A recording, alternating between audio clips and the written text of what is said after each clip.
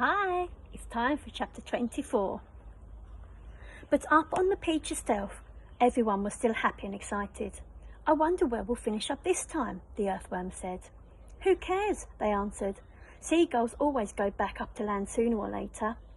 Up and up they went, high above the highest clouds, the peach swaying gently from side to side as it floated along. Wouldn't this be perfect time for a little music? The ladybird asked. How about it, old grasshopper? With pleasure, dear lady, the old green grasshopper answered, bowing from the waist. Oh, hooray! He's going to play for us, they cried, and immediately the whole company sat themselves down in a circle around the old green musician, and the concert began. From the moment that the first note was struck, the audience became completely spellbound, and as for James, never had he heard such beautiful music as this. In the garden at home on summer evenings, he had listened many times to the sound of grasshoppers chirping in the grass, and he had always liked the noise that they had made. But this was a different kind of noise altogether. This was real music, chords, harmonies, tunes, and all the rest of it. And what a wonderful instrument the old green grasshopper was playing upon. It was like a violin.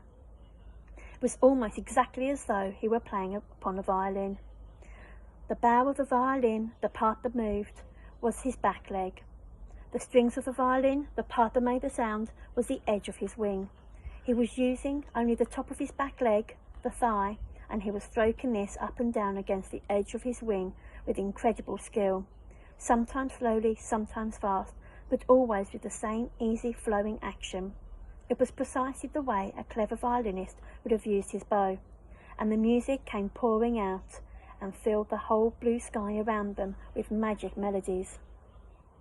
When the first part was finished, everyone clapped madly, and Miss Spider stood up and shouted, Bravo! Encore!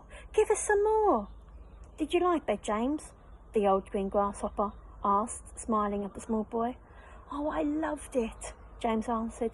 It was beautiful. It was as though you had a real violin in your hands. A real violin? The old grasshopper cried. Good heavens, I like that, my dear boy. I am a real violin. It is a part of my own body. But do all grasshoppers play their music on violins the same way as you do? James asked him. No, he answered, not all. If you want to know, I happen to be a short-horned grasshopper. I have two short feelers coming out of my head. Can you see them? There they are. They are quite short, aren't they? That's why they call me a shorthorn, and why we shorthorns are the only ones who play our music in the violin style, using a bow.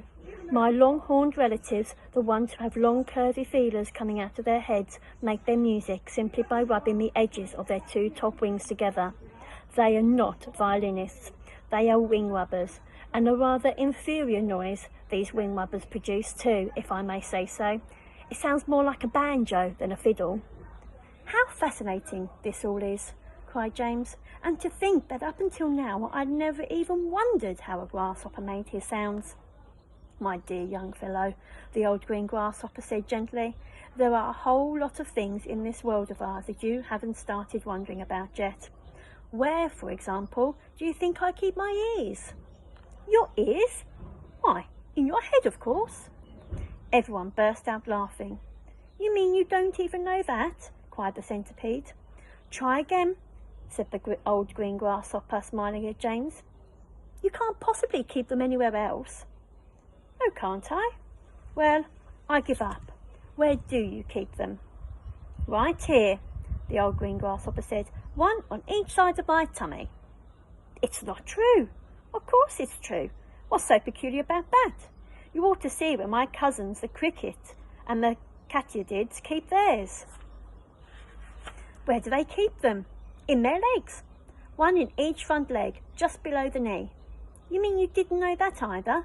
The centipede said scornfully. You're joking, James said. Nobody could possibly have ears in his legs. Why not? Because it's ridiculous, that's why. You know what I think is ridiculous, the centipede said, grinning away as usual. I don't mean to be rude, but I think it is ridiculous to have ears on one side of one's head. It certainly looks ridiculous. You ought to take a peek in the mirror some day and see for yourself. Pest, cried the earthworm. Why must you always be so rude to everyone? You ought to apologise to James at once.